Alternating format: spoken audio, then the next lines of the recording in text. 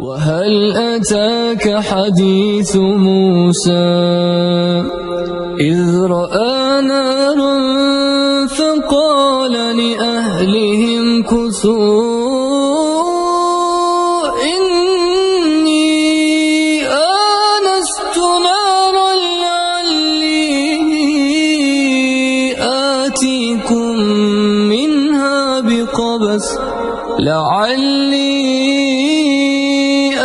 آتيكم منها بقبس أو أجد على النار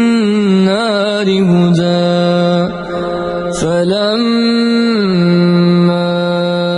أتاها نودي يا موسى إني أنا ربك فاخلع عليك إنك بالوادي المقدس طوى